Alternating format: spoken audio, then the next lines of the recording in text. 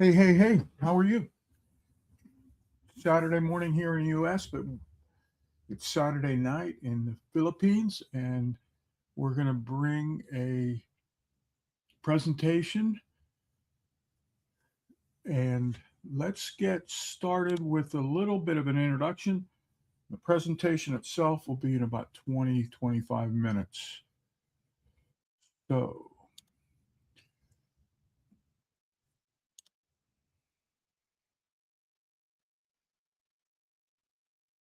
Good morning, good evening, and good afternoon for those who are coming from different places around the world. Okay, this is your chairman of the UCSSC welcoming you in the 2026, and we are thankful for the consistent attendees. We would like to persuade most of the coaches to upgrade themselves for the latest of coaching uh, knowledge that you can get coming from the UCSSC. The speakers coming from different countries, most of them are actually national coaches. We would like to ask you to at least spend about 1 hour to attend the UCSSC Sports Coaching Education. Thank you.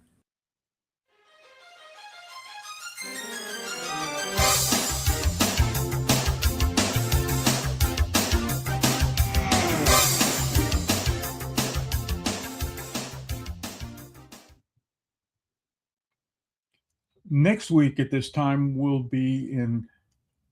I'll be in St. Petersburg, Florida, and we'll be celebrating the new Hall of Fame inductees. Ray Luz coaches at the um, IU, Indiana University, and Kate Lunston, she's a coach in Minneapolis, Minnesota, and Matt Kretich, he coaches at the University of Tennessee. So that's on my agenda. But recently, we had a nice shot at and reacquainting podcast from a friend from long ago, Krista. I knew her as Krista DeCroix. She was on a podcast elsewhere, and she talked about her journey as a swimmer and then as an adult. And it's sort of a nice transformational arc. We used Notebook LM to design this infographic where she joined the team. She talks about being a shy kid and then joining the Water Wizards in Peoria. She started it as a group 4 and moved on up. I was her coach, fortunate to be there in Peoria for a number of years. And later, she would be coached by Mike Smithers. He came after I did. I helped recruit him to the scene there. He had come from the state of Washington.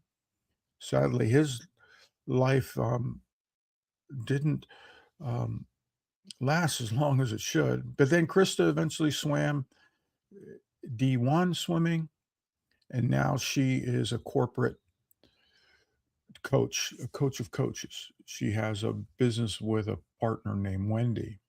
Anyways, um, you can hear things from Krista in 2 episodes of Heavy or Not. Number 78 is her voice, and 98, and number 97 is what we're going to play now. No problem.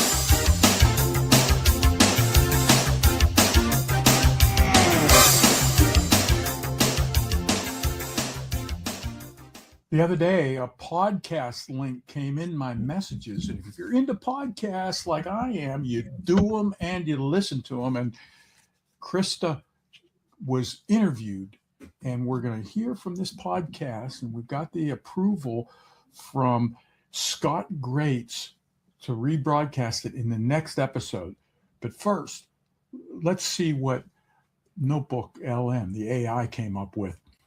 And later, I think we'll hear Krista's voice in the future podcast.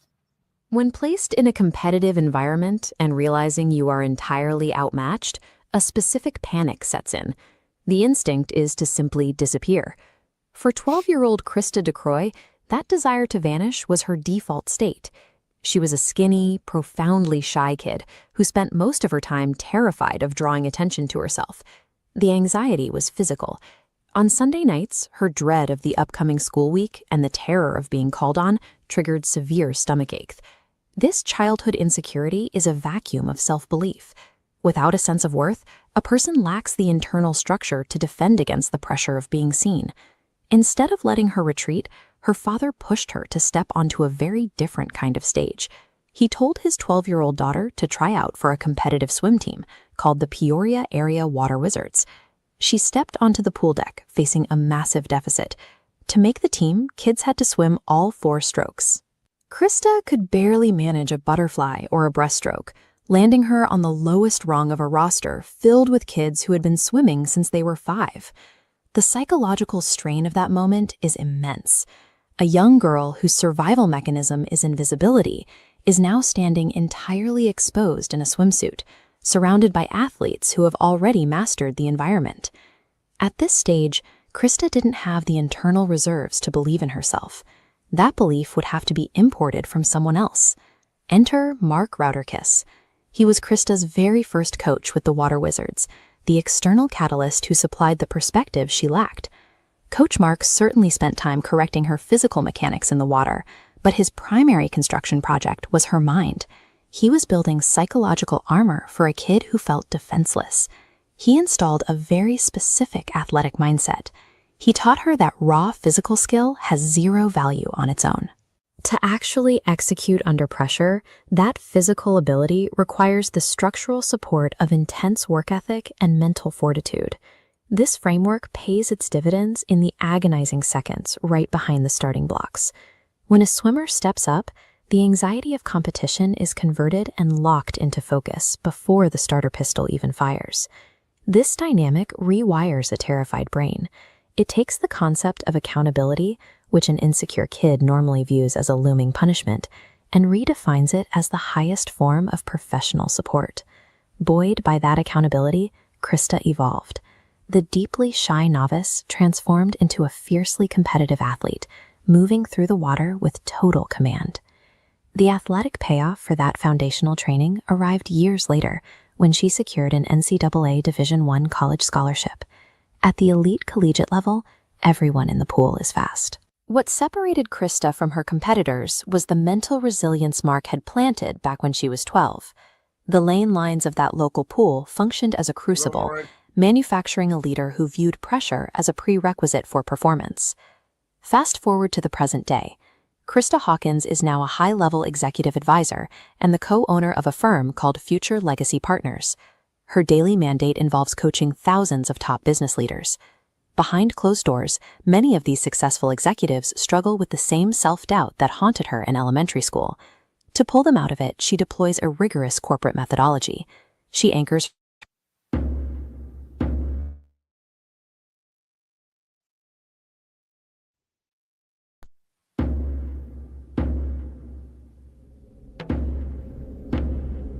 Hey, Dennis.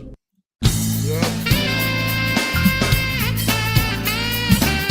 You're checking out the widgets now. All right, guys. So basically, first and foremost, I'd like to thank the ASA for making this possible. I think it's critical to be able to upgrade our coaches. I think the cornerstone of our athletes are our coaches. Coaches are here almost indefinitely. Can we make As this we know, swimmers coming. louder? No. Can we make the sound louder? It's quite small. Yeah, no, I can't. The let's see. All right, guys. So basically, No, first and foremost, I'd like to thank the ASA. I can't. It's up full blast. Yeah, the quality of the videos are tough. Now, what I did do is I added the subtitles. All right, guys. See this So at the basically, top? first and foremost, I'd like to thank the ASA for making this. So I added the words to some Okay. of it.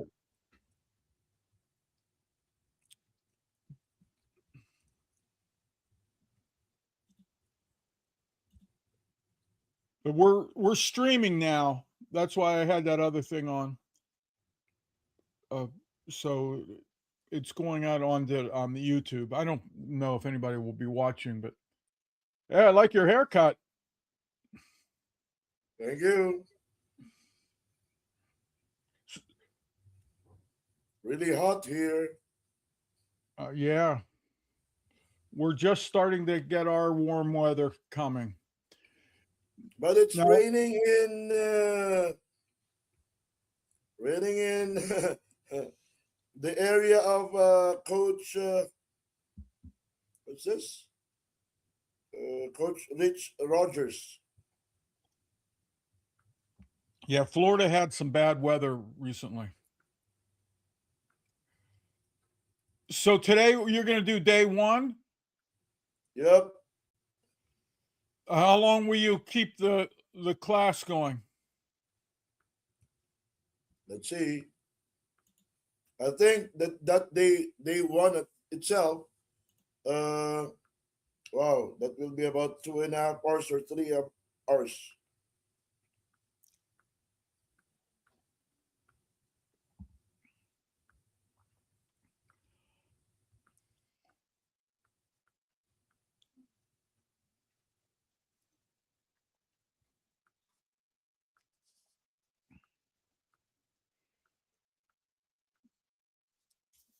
Okay. It'll start in about 10 or 12 minutes. See.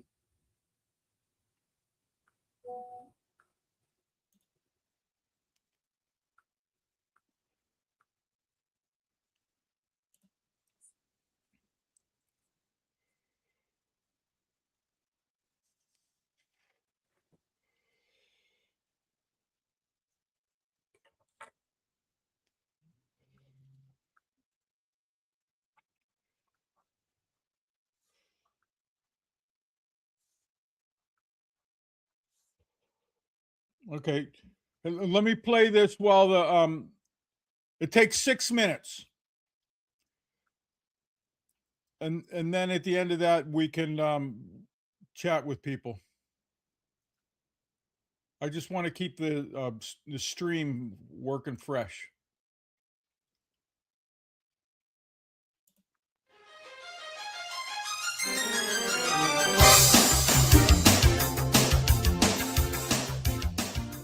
The other day, a podcast link came in my messages. And if you're into podcasts like I am, you do them and you listen to them. And Krista was interviewed, and we're going to hear from this podcast. And we've got the approval from Scott Greats to rebroadcast it in the next episode.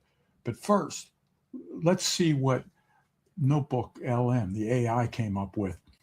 And later, I think we'll hear Chris's voice in the future podcast. When placed in a competitive environment and realizing you are entirely outmatched, a specific panic sets in. The instinct is to simply disappear. For 12-year-old Krista DeCroy, that desire to vanish was her default state. She was a skinny, profoundly shy kid who spent most of her time terrified of drawing attention to herself. The anxiety was physical. On Sunday nights, her dread of the upcoming school week and the terror of being called on triggered severe stomachache. This childhood insecurity is a vacuum of self-belief. Without a sense of worth, a person lacks the internal structure to defend against the pressure of being seen. Instead of letting her retreat, her father pushed her to step onto a very different kind of stage. He told his 12-year-old daughter to try out for a competitive swim team called the Peoria Area Water Wizards. She stepped onto the pool deck, facing a massive deficit. To make the team, kids had to swim all 4 strokes. Krista could barely manage a butterfly or a breaststroke, landing her on the lowest rung of a roster filled with kids who had been swimming since they were 5. The psychological strain of that moment is immense. A young girl whose survival mechanism is invisibility is now standing entirely exposed in a swimsuit, surrounded by athletes who have already mastered the environment. At this stage, Krista didn't have the internal reserves to believe in herself. That belief would have to be imported from someone else. Enter Mark Rauterkiss. He was Krista's very first coach with the Water Wizards, the external catalyst who supplied the perspective she lacked. Coach Mark certainly spent time correcting her physical mechanics in the water, but his primary construction project was her mind. He was building psychological armor for a kid who felt defenseless. He installed a very specific athletic mindset. He taught her that raw physical skill has zero value on its own. To actually execute under pressure, that physical ability requires the structural support of intense work ethic and mental fortitude. This framework pays its dividends in the agonizing seconds right behind the starting blocks. When a swimmer steps up, the anxiety of competition is converted and locked into focus before the starter pistol even fires. This dynamic rewires a terrified brain. It takes the concept of accountability, which an insecure kid normally views as a looming punishment, and redefines it as the highest form of professional support. Buoyed by that accountability, Krista evolved. The deeply shy novice transformed into a fiercely competitive athlete, moving through the water with total command. The athletic payoff for that foundational training arrived years later when she secured an NCAA Division I college scholarship. At the elite collegiate level, everyone in the pool is fast. What separated Krista from her competitors was the mental resilience Mark had planted back when she was 12. The lane lines of that local pool functioned as a crucible, manufacturing a leader who viewed pressure as a prerequisite for performance. Fast forward to the present day. Krista Hawkins is now a high-level executive advisor and the co-owner of a firm called Future Legacy Partners. Her daily mandate involves coaching thousands of top business leaders. Behind closed doors, many of these successful executives struggle with the same self-doubt that haunted her in elementary school. To pull them out of it, she deploys a rigorous corporate methodology. She anchors her training in holistic health routines, forward-looking accountability, and what she calls love leadership. This corporate playbook is a direct mirror of the system Coach Mark Rauterkiss used on her decades ago. The most effective executive leadership strategies in the corporate world are often scaled-up, refined versions of elite youth coaching. If you strip athletics down to their absolute core, sports are simply games of time, space, and relationships. Mark used his time on that pool deck to build a relationship that moved a terrified 12-year-old from the back of the classroom to the head of the boardroom. That investment of belief refused to stay contained to the water. It created a cascading effect, branching out from one athlete and eventually touching thousands of professionals across the country. The weight of a coach's legacy lives in the belief passed to a single athlete, which then amplifies across every professional she eventually leads. Hey, thanks for the shout out in memory, Krista. I hope you and your family and your partner and your business and everybody you're attached to, especially your clients, are appreciating your gifts and your leadership. I want everybody else to stay tuned, subscribe to the podcast, and in the next episode, we're going to hear Krista's voice. Thanks for all you do for our sport. Today's fortune statement is: self-awareness is the first step to gaining control. This comes from Mental Skills for Young Athletes, written by John Hogg, PhD, a sports psychologist from British Columbia, Canada. The idea here is simple but not easy. Reflect on it, then write about how it applies to where you are right now. The book and the online course are available at swimisca.com. Mental skills grow through attention, not intention.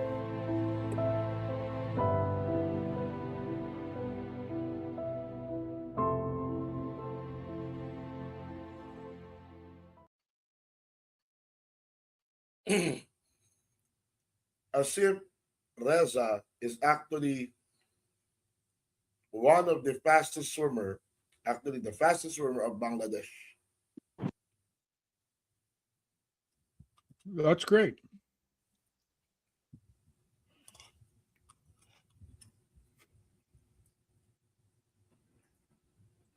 The whole Philippines now is very busy.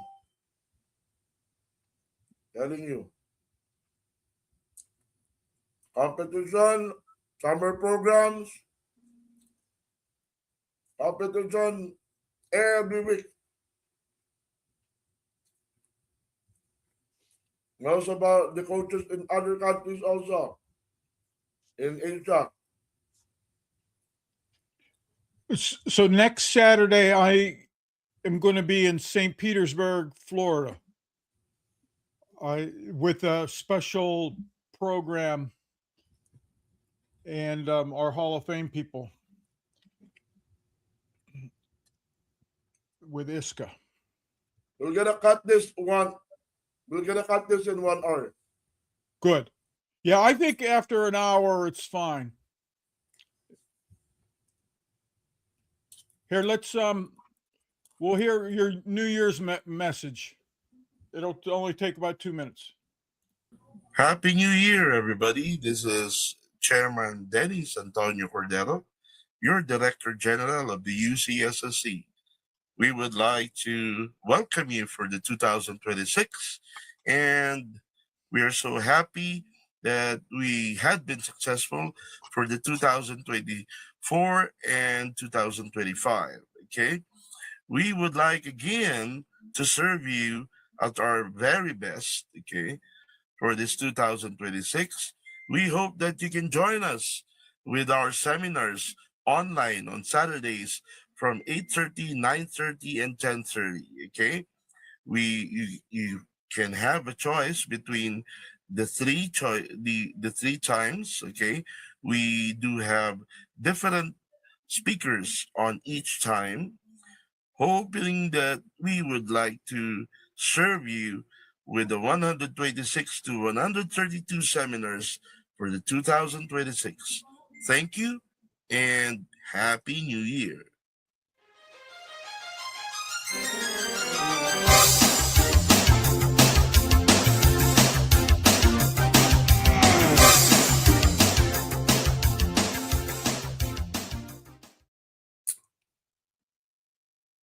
Well, that's sort of a reminder so that when people leave the webinar or the seminar, they're asked if they want to record a message. So people can leave us a message on their exiting, and they have to set up their microphone and their video camera, and then they can hit record and leave a message, and nobody else hears it at that time, but it's saved, and then To we can Bangladesh. later do that. There are two Bangladesh. Two former swimmers.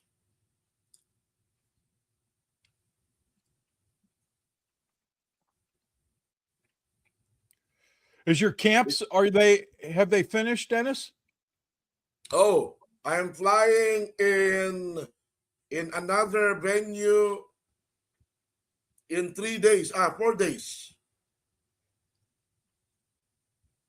Another month in another venue. Actually, I have 4 venues, but I already chosen no total of 6 venues, but I already chosen the better one.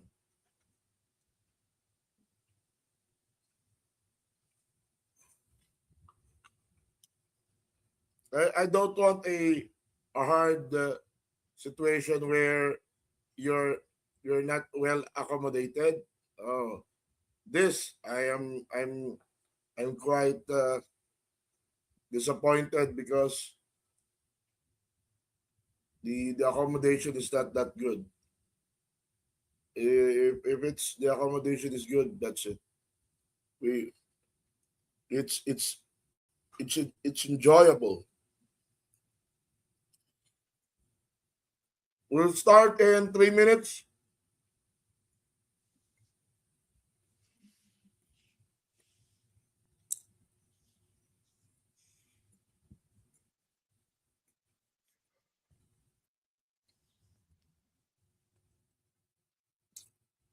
It's been a long time that Bangladesh attended.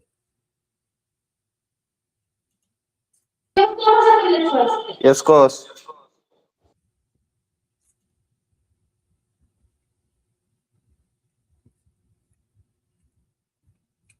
I was already silent with Bangladesh because nobody attends in Bangladesh.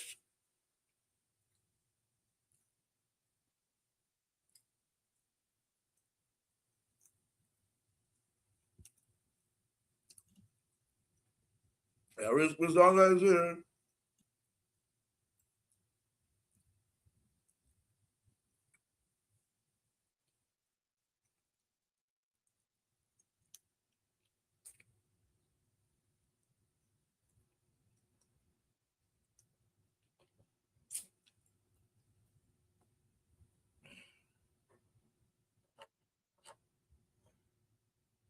Good morning, good evening, and good afternoon for those who are coming from different places around the world. Okay, this is your chairman of the UCSSC welcoming you in the 2026, and we are thankful for the consistent attendees. We would like to persuade most of the coaches to upgrade themselves for the latest of coaching uh, knowledge that you can get coming from the UCSSC. The speakers coming from different countries, most of them are actually national coaches. We would like to ask you to at least spend about 1 hour to attend the UCSSC Sports Coaching Education. Thank you.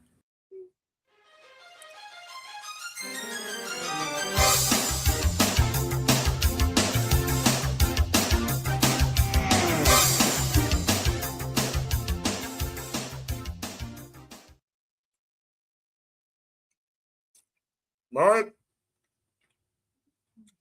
can you do the intro? Yeah, we just did the intro.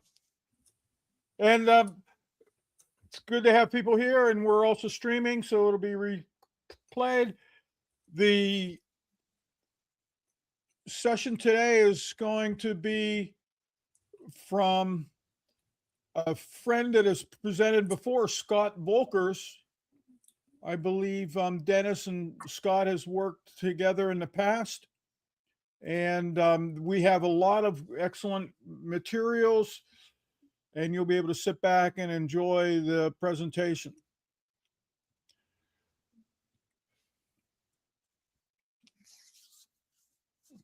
Okay. I'll take it from here. Okay. Sorry, I just arrived coming from a clinic. Good morning, good afternoon, good evening from different parts of the world. Okay. I know that some of you will be attending on the WAPSU website. Okay. And for now, the current attendees, okay, of this elite coaching level 1, okay, the fastest swimmer of Bangladesh, MD Asif Reza. One of the fastest swimmer of Bangladesh, a female fastest swimmer before, Sonia Akhter. One of the coach which is consistent on attending for about 3 years from Africa, Kenya, the Continental Director of Africa, Eric Risonga. And we have a university coach from the Philippines, Richard Ichage. I hope I pronounce it right. Okay. My co-host is actually Coach Mark Rotterkus, a water polo coach and at the same time swim coach. We have our topic for today. Actually, it had been released on a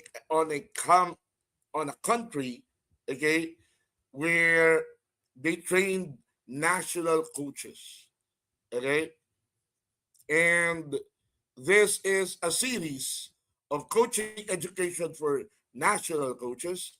And the series 1 will be now, okay? And we will be making this a coaching education for national coaching aspirants, okay? And we have the go signal coming from Scott Volkers to use this for coaching education of aspirant national coaches. Okay. We would like to start it by giving you the part 1, okay, of the elite coaching by Scott Volkers, a 10 times world record breaker coach and the former coach of Susan O'Neill, which is breaking 205 record of Olympics, which is a 205 that time. We would like to start it, hoping that you can enjoy, okay, the videos now.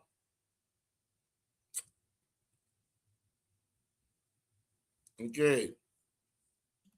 If people want to All put right, guys. any comments in the chat. Basically, first and foremost, I'd like to thank the ASA for making this possible. I think it's critical to be able to Take note. upgrade our coaches. I think the cornerstone of our Yeah, you can put your name on the chat box now, okay? So we will be updated in every 5 or 10 minutes. Please give a heart, okay, showing that you are actually attending, okay? Please, okay, now we will start.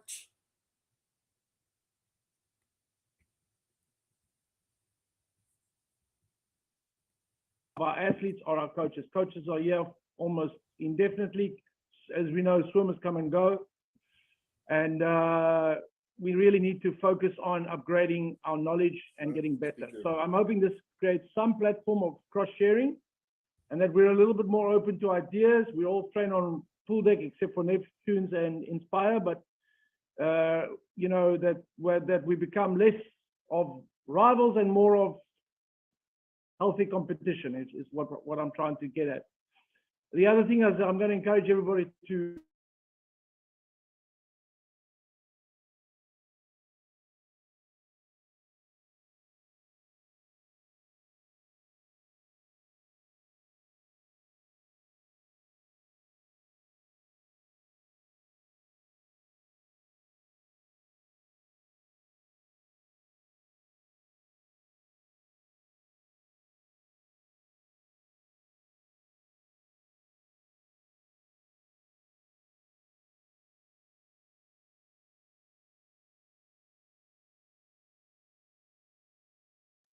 ask as many questions as possible. And please, I'm going to reiterate that the only question that is stupid is the one that's never asked. So please, if it sounds ridiculous, and I'm going to say this, I've asked in the last day, I've asked some really crazy questions. Please, I want to encourage you guys to, no matter what it is, just ask.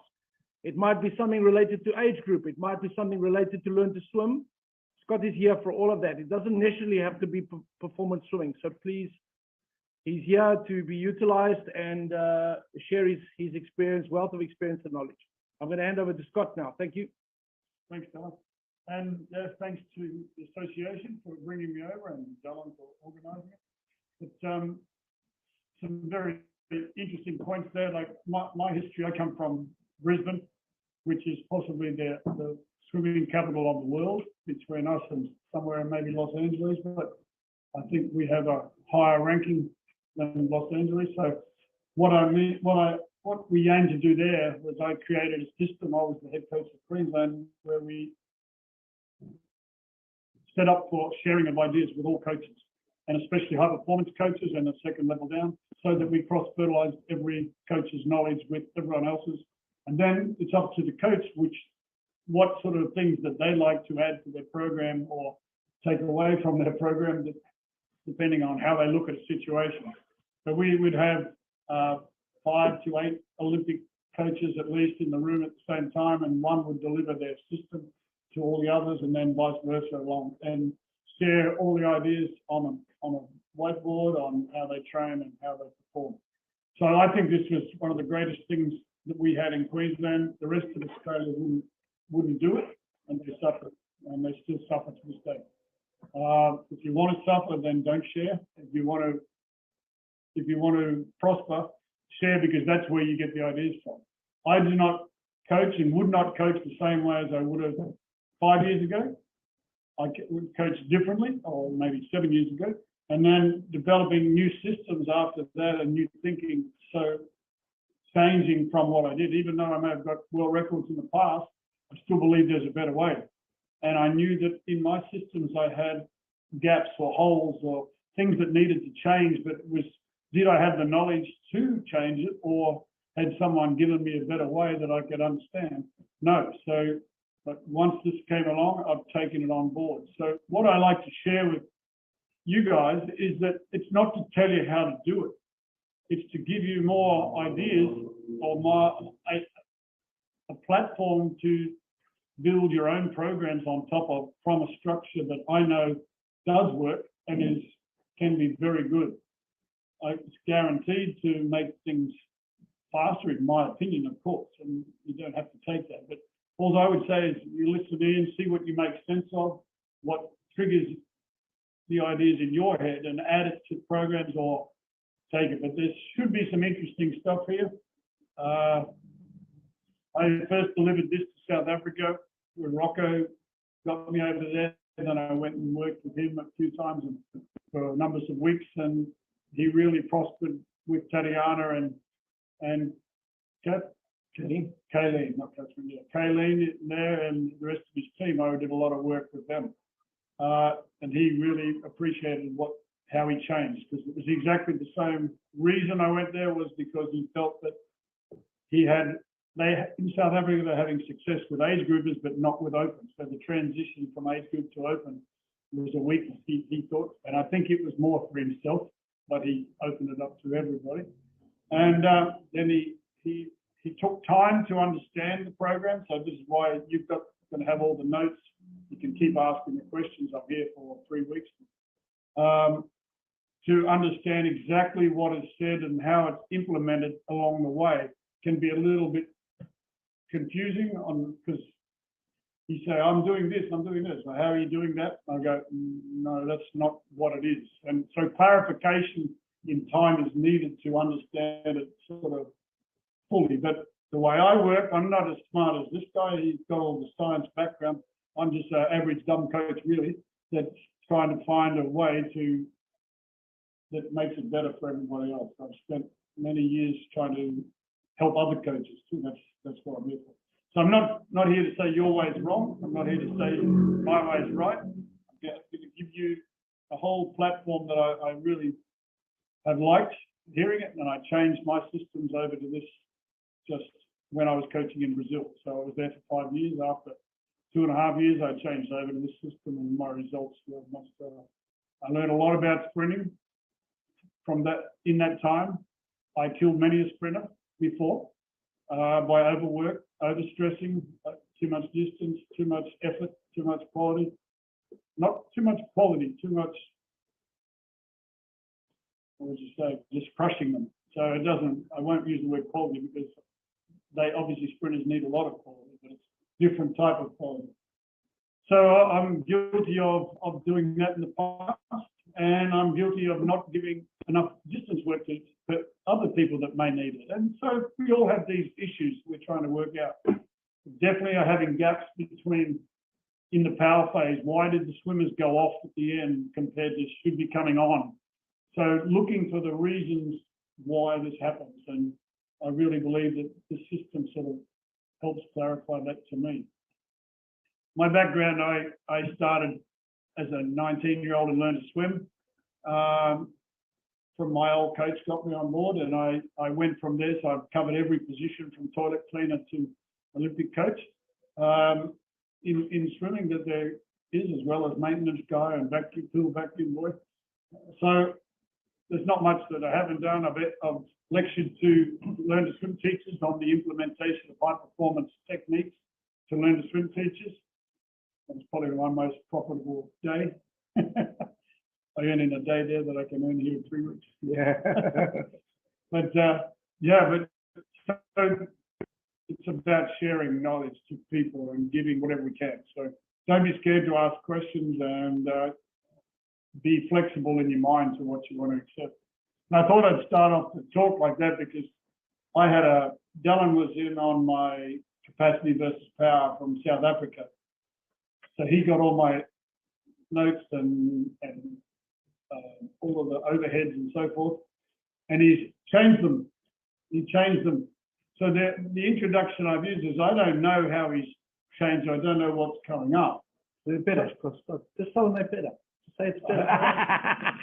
No, but see, this is what I wanted to sort of let you know, that what one person thinks is important, the next person doesn't think is important, so they take it out.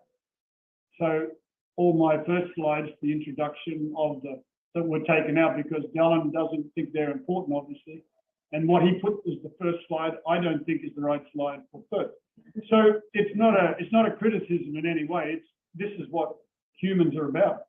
So it's about what you feel is important to you, grasp it, intertwine it into what you believe in, but don't be scared to adapt, overcome as you go along. So we're starting this system. Well, I'll go to the first slide, which is totally the wrong slide to start with, in my opinion, because it's about super compensation. Way over the top from where we should start. So if we go to the next one, we can come back to that 20 times during the slide. But so the whole of the system that we're going to talk about is breaking it down to, I guess, terminologies that you may or may not know.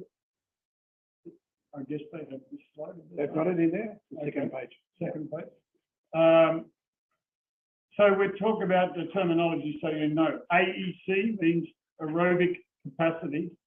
We have capacity versus power, two different sections. So the capacity is like a fuel tank. It's building a fuel tank, so in the beginning phases of your training, everyone seems to be looking for that slide. Not there? What? Okay, all right. So it's up there. Sorry, guys. So this is just the terminology anyway, but I think it's important.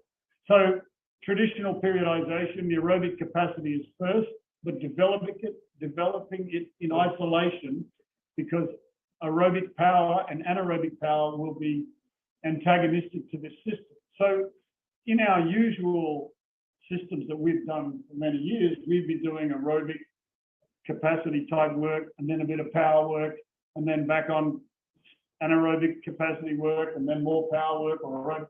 So we'd be intermixing these things. Well, the scientists that have the better brains than what I have are telling us that if you mix the two systems together, they fight against each other and won't allow you to develop.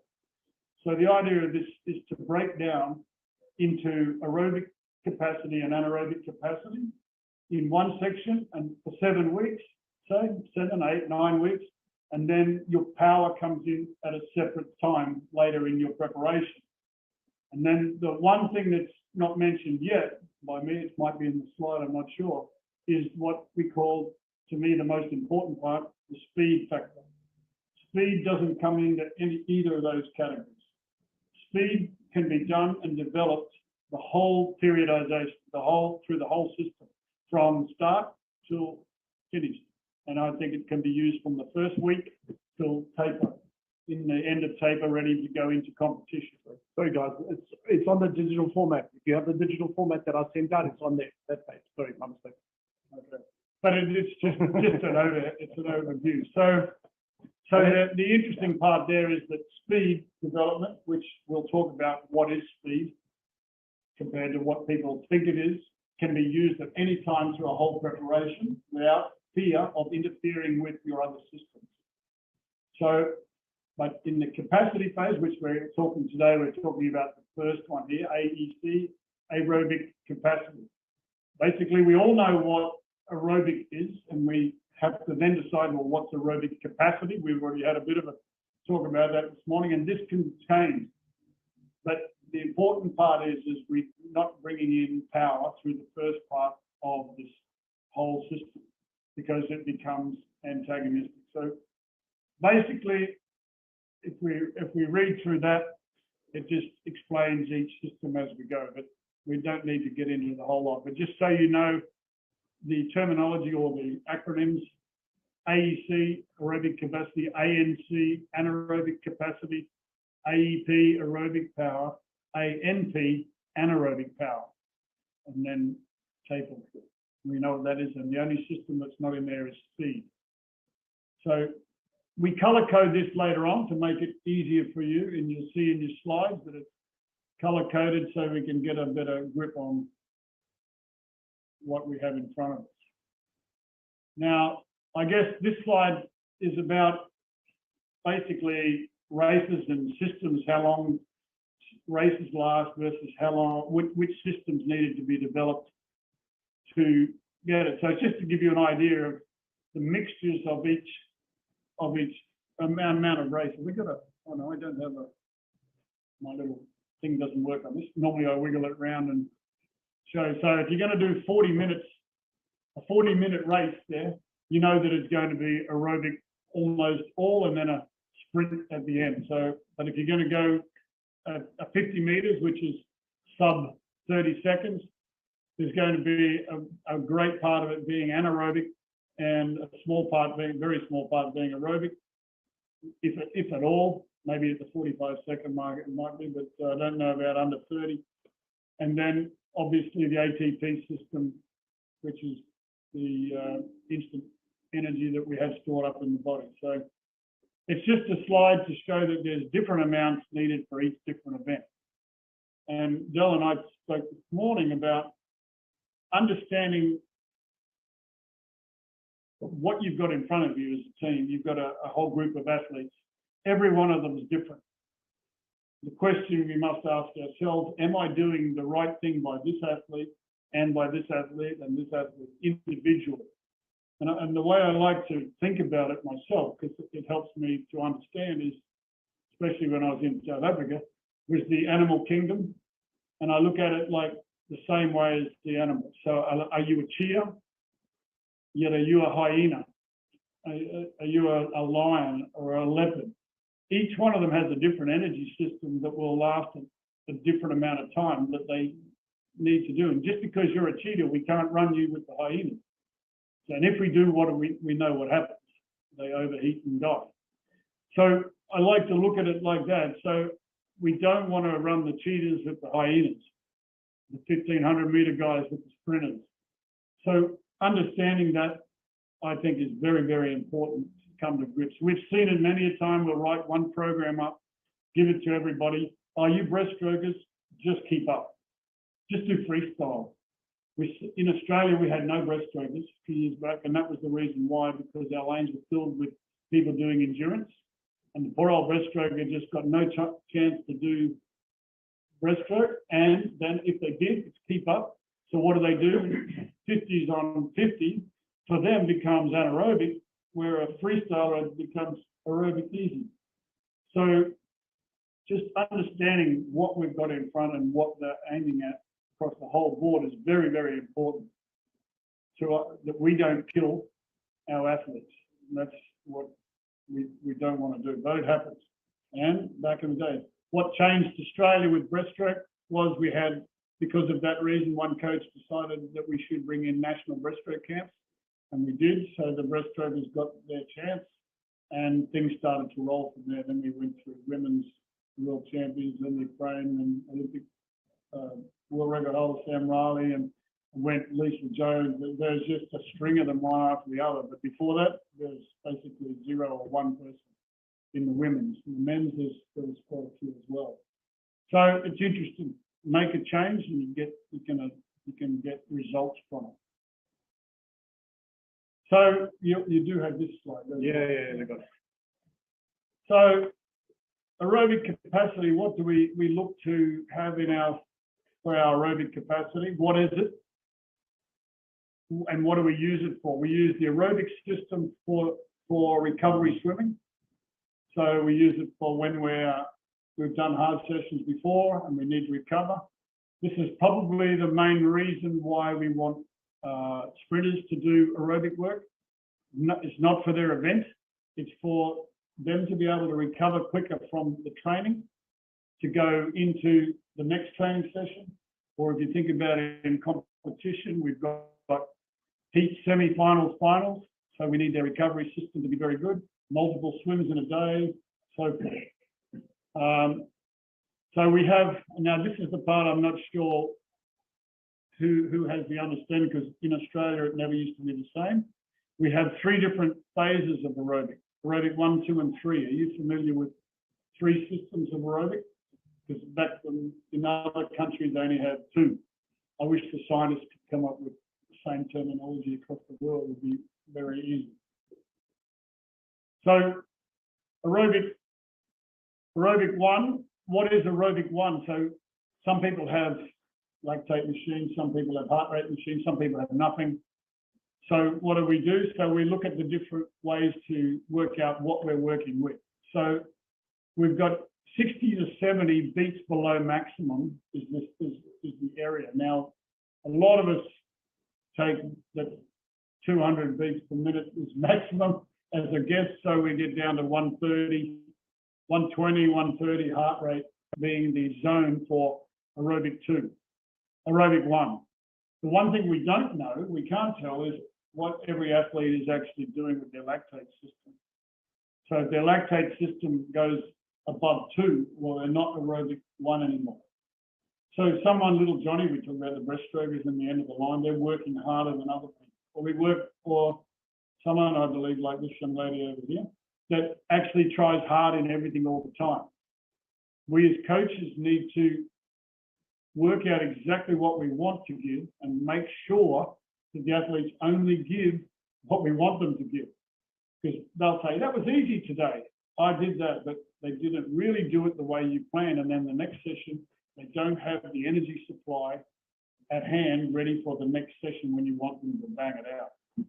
So keeping an eye on your really keen swimmers to make sure that they are working in the right zone. Developing your aerobic system for these guys, which is one of our weaknesses. Once we start testing some of these guys in a warm-up, we're finding lactates of 5 and 6 in a warm-up. So they're not aerobic at all. So building that aerobic system will give them the ability to do things easier and to work with. So how many times a week can we use aerobic 1? 10, every session. Use it for recovery, you can use it for capacity building. But to do it for capacity, you would need to be doing a big session of it. If you want to do just an aerobic 1 capacity, you could go for 5,000 meters just doing that to build a capacity of aerobic 1. So, but we use it a lot for recovery, for skill development, for types of work that can be mixed in in recovery. But if you're going to use it into flip-flop sets where you go aerobic 1, 2, and 3, 3, 2, and 1, just for, and that's once again, it's like recovery, distance for stroke work, skill work, holding breath, hypoxic work, or minimizing for sprinters, minimizing or maximizing the ability to hold the breath. And then it's hard for breathing, but it's not hard on the heart rate. So minimum stroke count, minimum breath count, work like that. A lot of that's done in that zone and the aerobic too. Very short rest, obviously, or no rest at all for aerobic 1. So used for skills and drills, used for kicking, swim offs, in between efforts. So it depends how you want to use it. We mostly know the system, no doubt. So aerobic 2, we'd move up. I probably use the heart rate system more than anything else because we don't have lactate systems on hand, lactate tests on hand. So the 6 seconds over 6 seconds of heart rate for the 0 on the end and take it from that. Use that. So at 50 to 60 below max. So if we want to go in, I don't know if it's written there, no. So I'd go there in the 130, 140 range. On the next slide. It's on the next slide. Yeah. 130, 140 range, and then aerobic 3, the 150, 160. But that's just generally speaking. So what you've got to be careful of there is testing your athletes to see actually where their maximum is. So if we're saying a 70 below max for Kieran Perkins when his maximum used to be 163 or something like that, if he was 70 below, he'd have to be at 90. So just understanding that someone else's max might be 215. So there's a variation in the heart of different people. Lactate 2 to 3 in the aerobic 2 area. How many times per week? You cut back a little bit so you can't use it as much, 6 to 8 times. So you have recovery times there, which is very important. We have many slides coming up that show recovery times. You can recover from aerobic 1 in 6 hours. You can do 10,000 meters and be recovered in 6 hours with energy, maybe a bit fatigued. That's why I had the comment from the breaststroke board this morning. He said that the coach made him go 5,000 meters each session. I said, well, those 5,000 meters can be done 10, 20 different ways. 5,000 meters can be your easiest session you've ever done, or it can be absolutely excruciating over the top. Depends on what is in that session. So distance doesn't mean fatigue. So I think that's important. I look back in the years gone by and I saw people, Alex Popov, used to spend a lot of time in this with Gennady. They'd do a 5,000 meter swim one week and then 5100s another week, or 25 200s, all in it. What did he call it? Not critical time. Cruise speed. So I think Alex was at like 106 per 100, his cruise speed, but at such a low stroke count, but all mechanically perfect in the technique. That was the important thing. And if there was one thing I want to stress to all coaches, that slow swimming is the most important swimming you can do, because it's the hardest to do perfectly with the technique, because the body can want to get off balance much easier. So if you stress how well your swimmers swim with this in the aerobic area, the better they will swim when you go fast. And what I hear is, oh, but I don't do that when I go fast.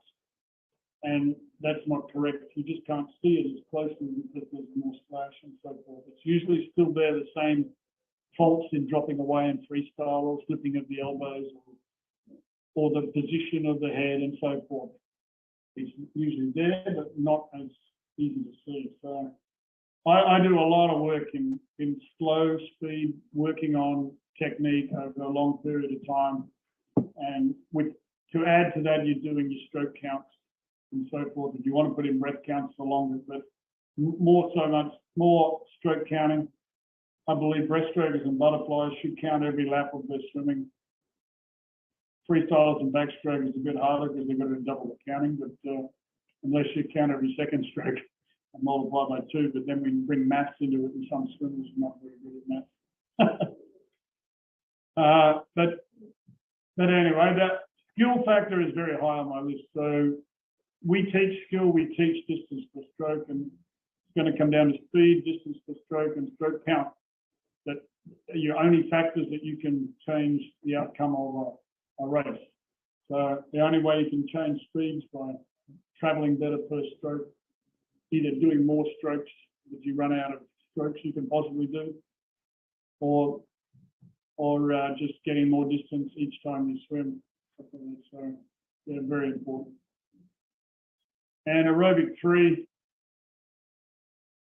they've got rest per 100, 10 seconds rest in aerobic 2. So if you do 3100s, 10 seconds rest at a nice even heart rate, obviously that's going to do it, and it's not going to be too fatiguing.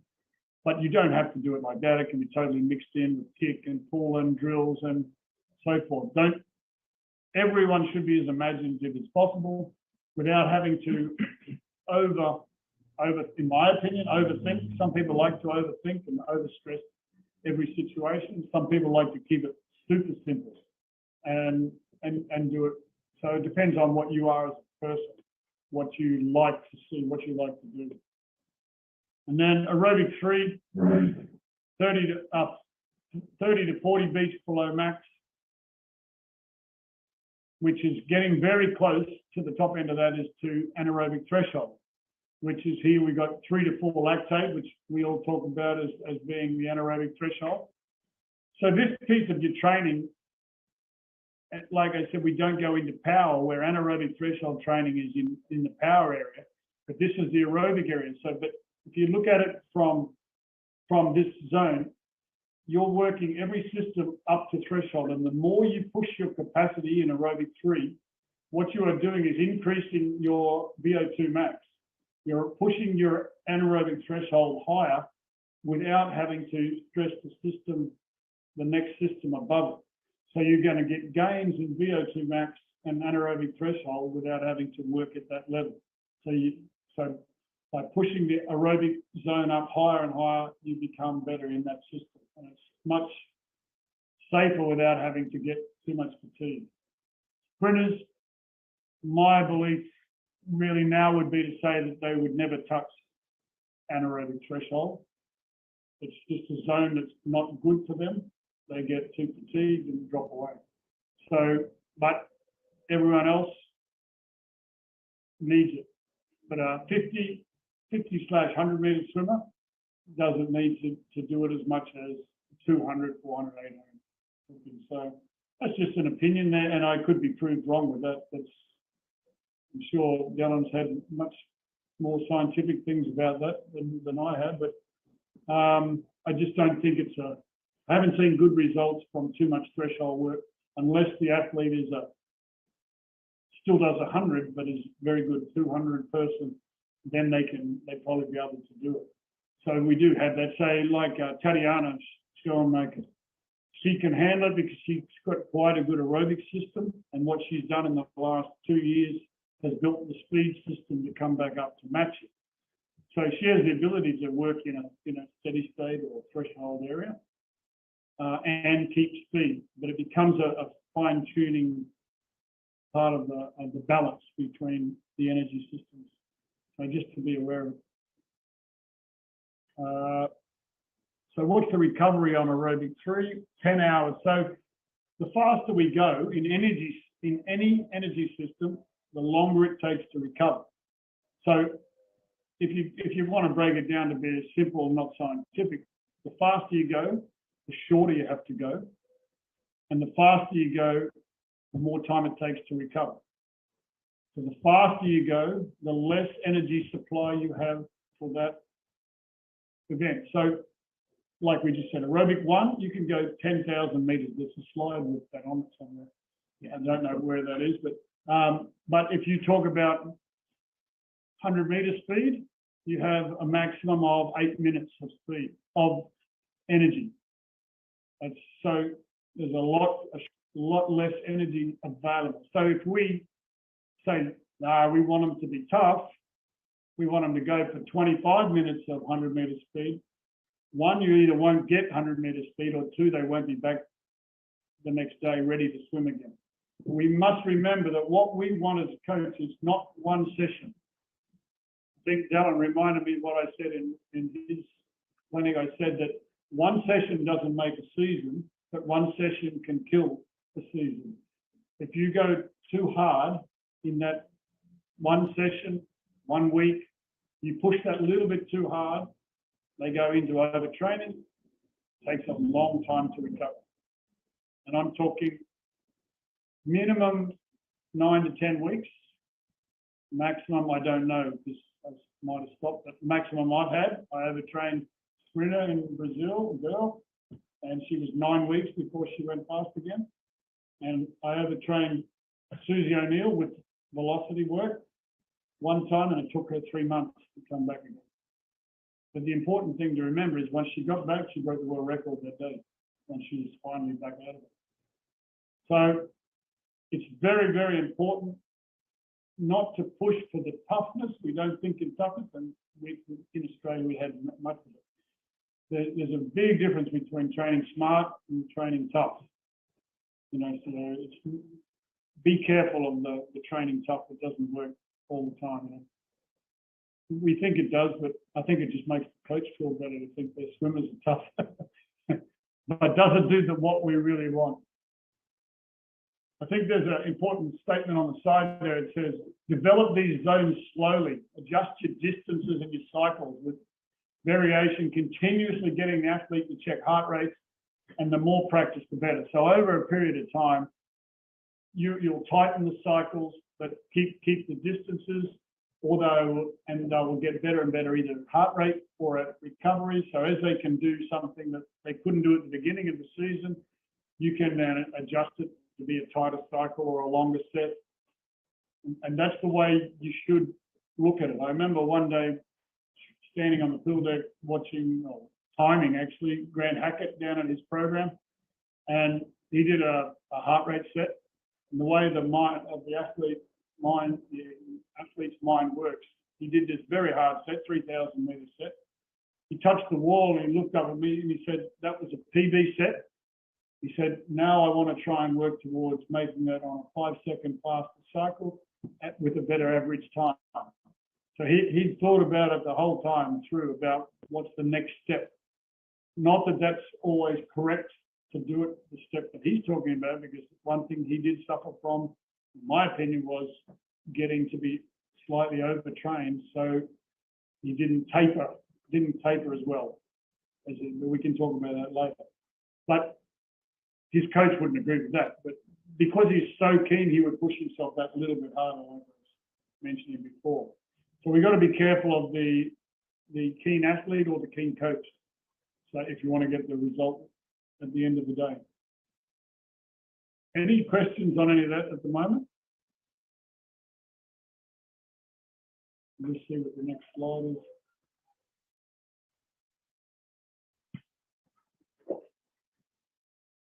So you've got your sessions, your differences between the 3, aerobic 1, 10 sessions a week, aerobic 2, 8. So that means that doesn't mean you're just doing one whole session of aerobic 1, by the way. They can be totally mixed and matched. So you want to be focusing on, in this early phase, you're only going to be doing 2 sessions to possibly 3 sessions at the very outside of anaerobic capacity. So you still have 7 sessions left, plus a trillion of the rest, if you're doing 10, to do aerobic work. So you need to break it up, mix it up, change it, and add it in the best way. Recovery times, 6 hours, 8 hours, 10 hours, or less, depending on the age and level. So there's always the question of age groupers versus open swimmers. And I see that. I've been told in the past by people that age group swimmers, they don't lactate, so you just can give them plenty. That's not true. We tested that, and they do lactate the same way. They just recover quicker naturally, being young people. I think they can do this type of system. I don't see any reason why, but because what we have in Australia, I'm not sure here yet, but we would have, average in a general club, we would have a good couple of youngsters coming through that would have to train with the top group. So it happens quite a bit with they have to do the senior type work, and it works. So I think don't be scared to look at different systems for what you've got. But if you've got only a young age group program, I don't think the whole system is necessary. You can mix and match everything together for your youngsters. But the key factor is what I believe is develop their speed and develop their aerobic system at the same time, and get them fitter but faster. I always like to think about what's the most important ingredient of sport. If you were going to pick one in basically any sport, what would it be, the most important ingredient? And I would, my opinion, have to be speed. If you are blessed with speed, talk about weightlifting, it's the fastest event, fastest sport there is.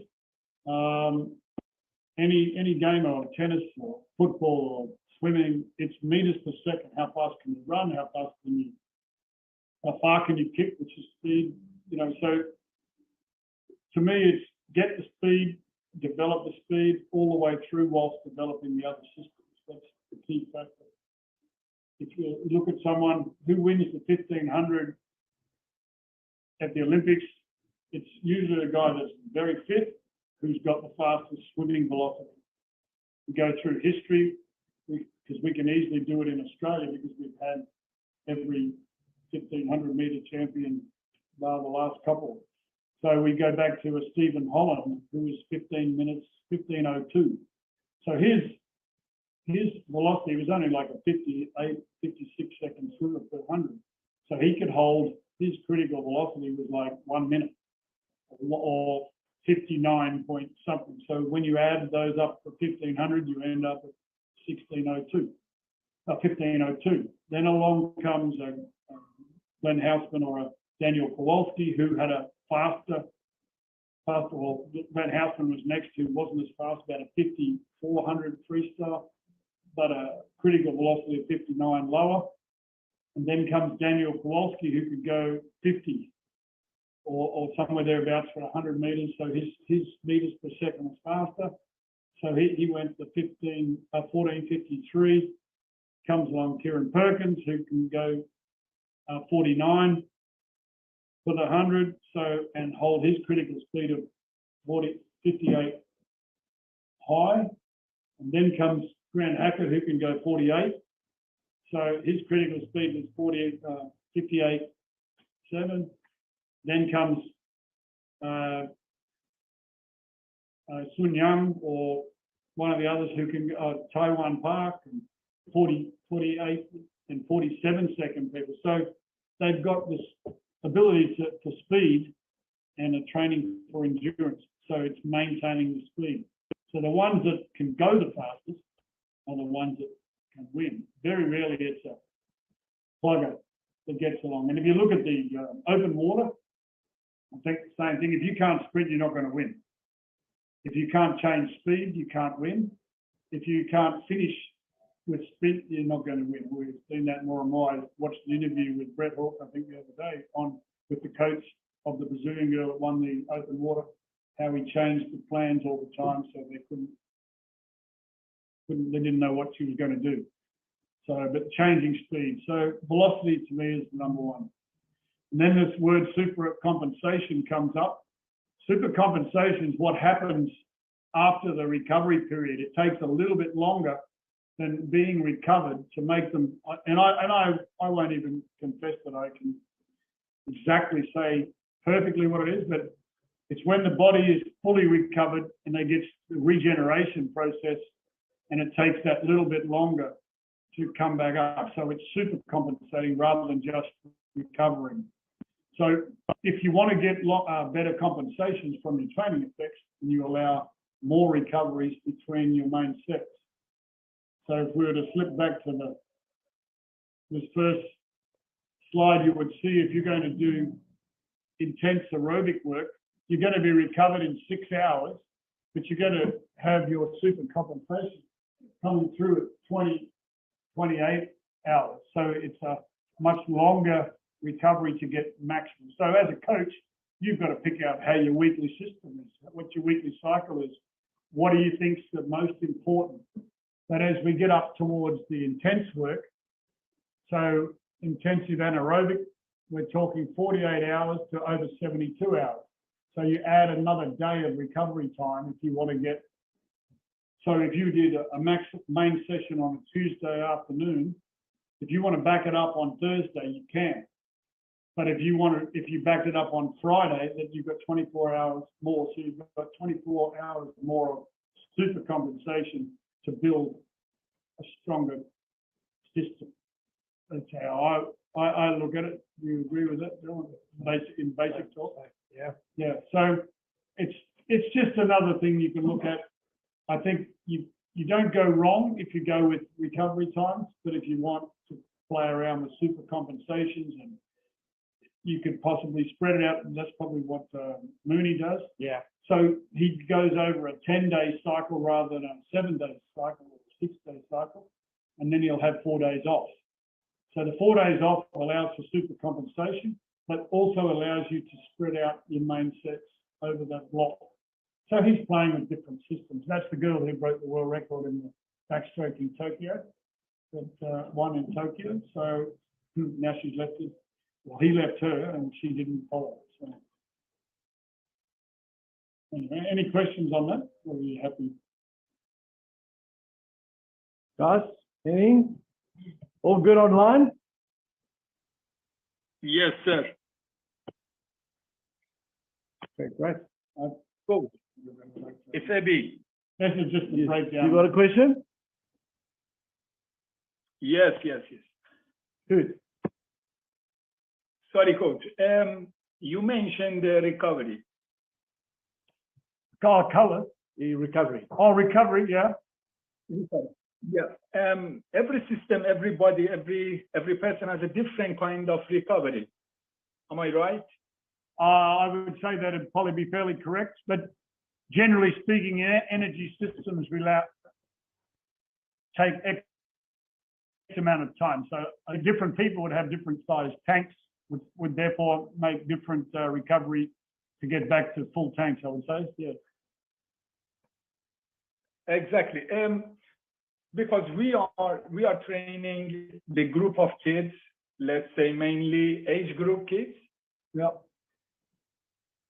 And the session that we are in a training, which you mentioned, the aerobic 1, 2, and 3, is going to be applied different recovery for a different kind of body. Different kind of body.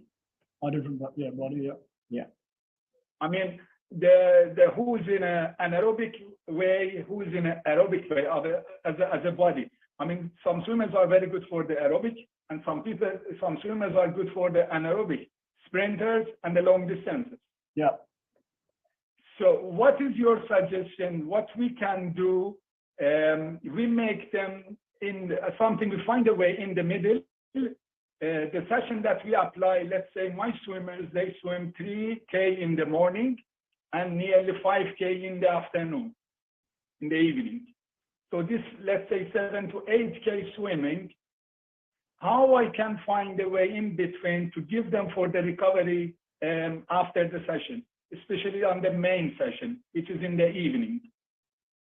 Well, I think the recovery, when you have different people, what I'm thinking, some of them are sprinters, some of them are long distance. So there's one thing for certain: if we put the sprinter in and do the same as the long distance work, even if you met it in the middle, the sprinter will be more fatigued and either not recover or take longer to recover. So my question, my way to come back would be to say, I need to select the swimmers in my own mind that I don't want to push to get to that tired level so that they don't need longer recovery. So the sessions might mean cutting back for you. Don't do you stop at this point where you keep going at that point. So what you're doing is adjusting for the sprint versus distance type person. I would be going that way myself. And I think swimmers need to understand, as a coach, they're not showing favoritism. They are showing, they understand that you need something different to what you need. And, Exactly. And I think, and we have one swimmer here, getting groups of, and I've seen many of it in the past, at senior highest level. When a sprinter gets to rest, the distance people call them weak. We as coaches have to be careful not to allow that. So in Brazil, I really worked on making the sprinters out to be the tough guys, because the sprinters will work twice as hard as the other guys when it's fast time, and they need to be recovered. So we need to really make the swimmers understand why we're doing stuff, not just shut up and do what I tell you. Exactly. But we have to make them understand. Yeah, I agree. Thank you, coach. Thank you. Yeah, so that's the way I would do it. I've had plenty of young kids in the past, 10-year-olds. I've coached every level of swimmer from the very beginning, from 3-year-olds that can do very good butterfly right through to obviously Olympic level. But yeah, it's getting them to understand. Would you agree? You're a swimmer. What do you, when you're in a pool, if you see the sprinters stop doing work?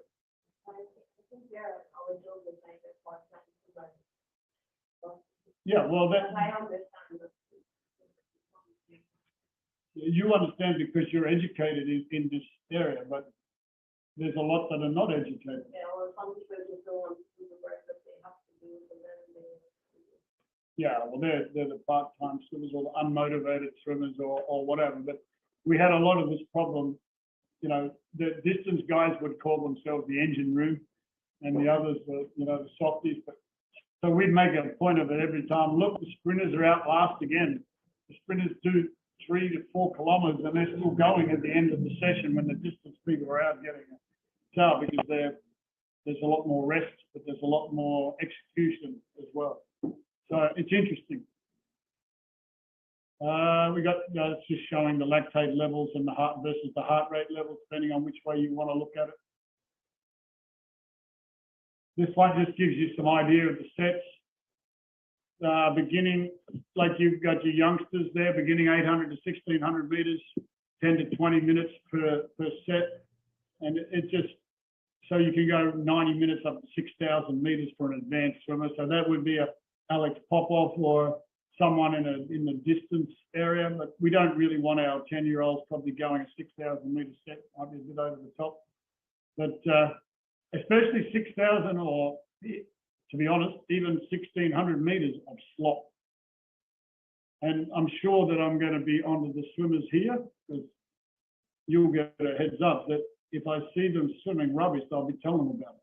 So at any time in swim down after main set, if it's not concentrated swimming, it's not good enough. That's simple. So if you want to get better, you do everything better, not what you. And I believe that, like freestyle, my statement is there's only one type of freestyle, that's 6-beat kick. If you're not doing 6-beat kick, every second of your training session, you must have a band on your feet or a pull buoy between your legs. And girls don't get them, only boys. Sexist, that is, I know, but that's the way it goes. But that's a physiological thing, reasoning for that. So, yeah, it's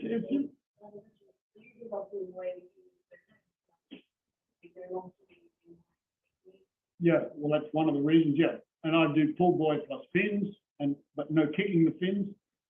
It's just the body position, things like that. So you're overcoming the problems that come up in training. Yeah, we see it in backstroke a lot, the rolling of the hips, the kicks that go like this and stuff. So we have to find ways in our, especially in our. Okay. We will be making this 1 hour only on the part 1. This will only be 1 hour on the part 1.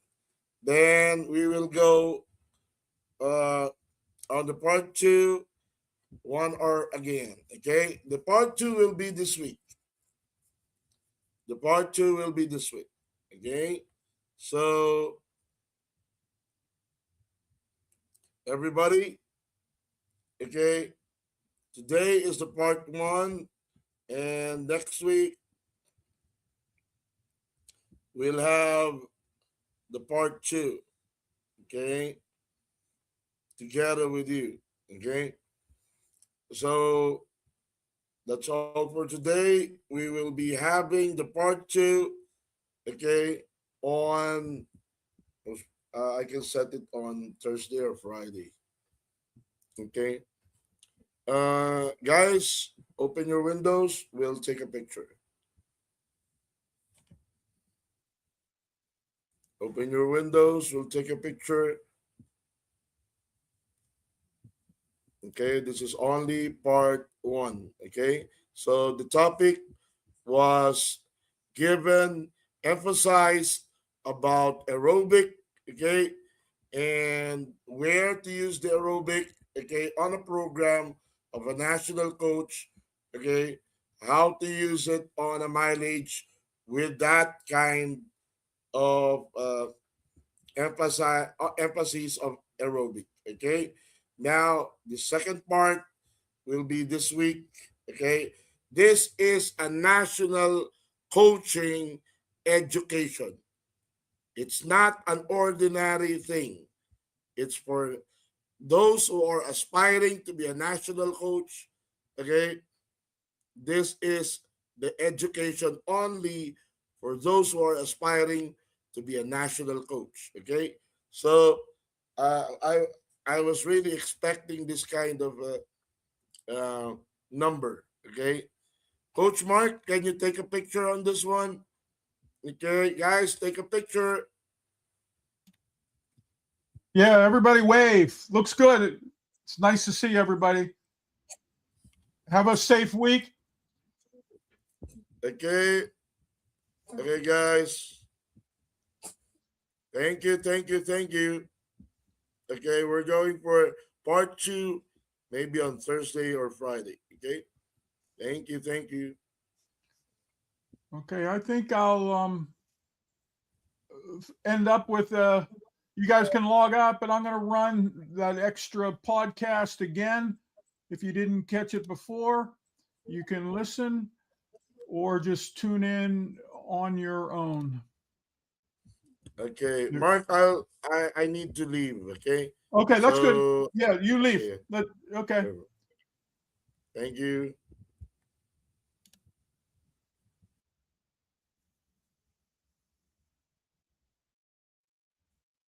This is from Krista, and enjoy.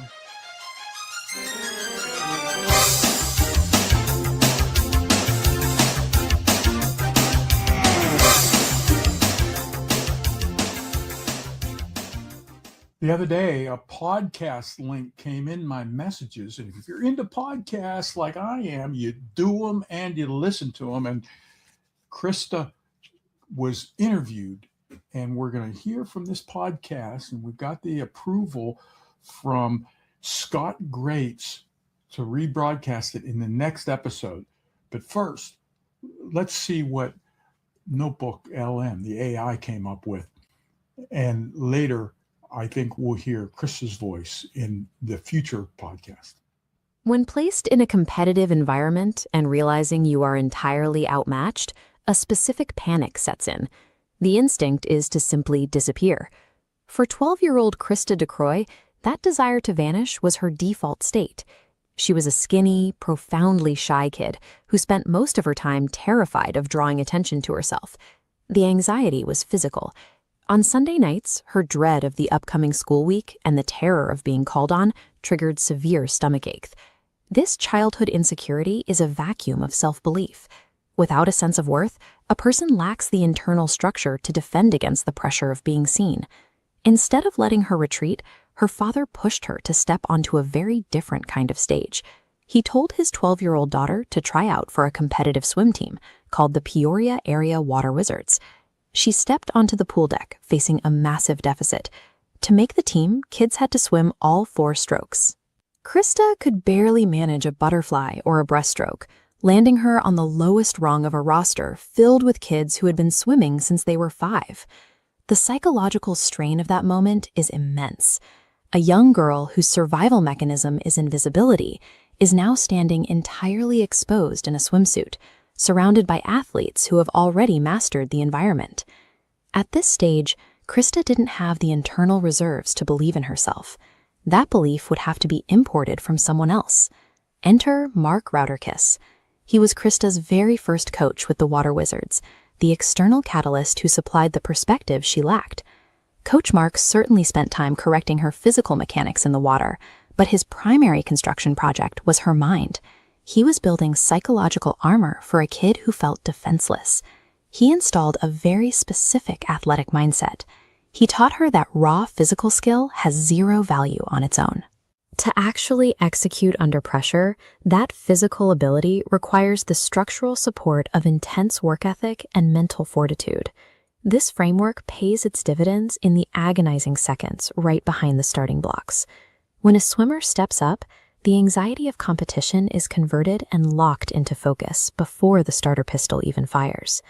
This dynamic rewires a terrified brain.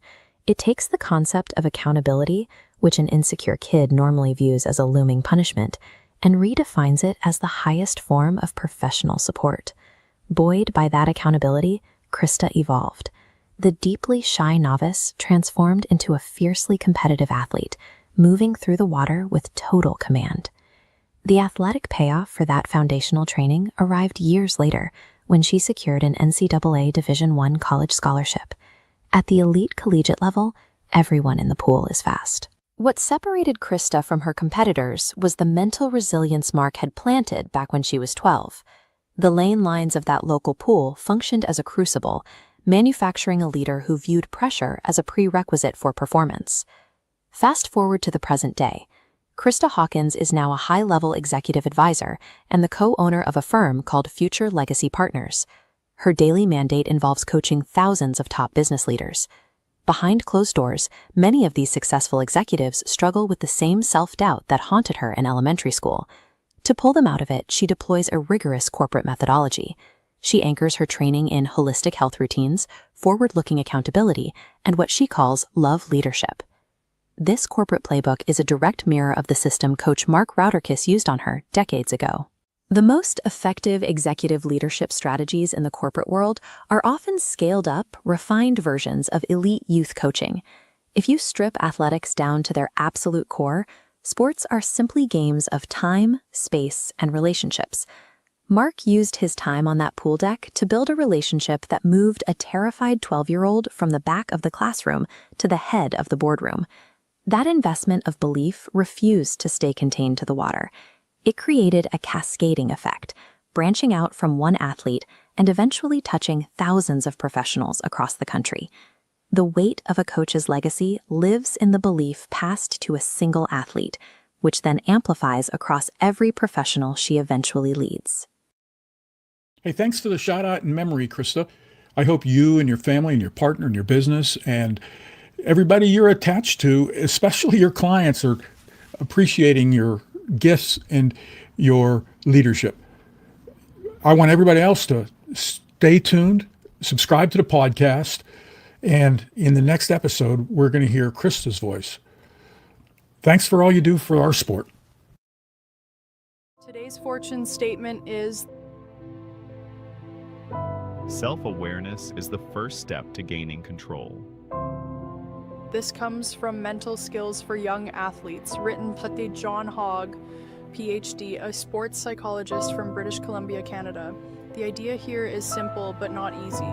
Reflect on it, then write about how it applies to where you are right now. The book and the online course are available at swimisca.com.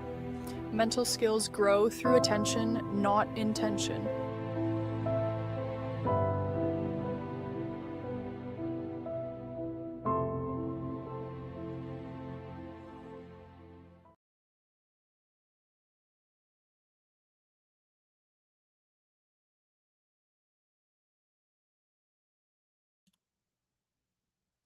We're going to turn off the stream. Wish everybody a healthy week. Peace.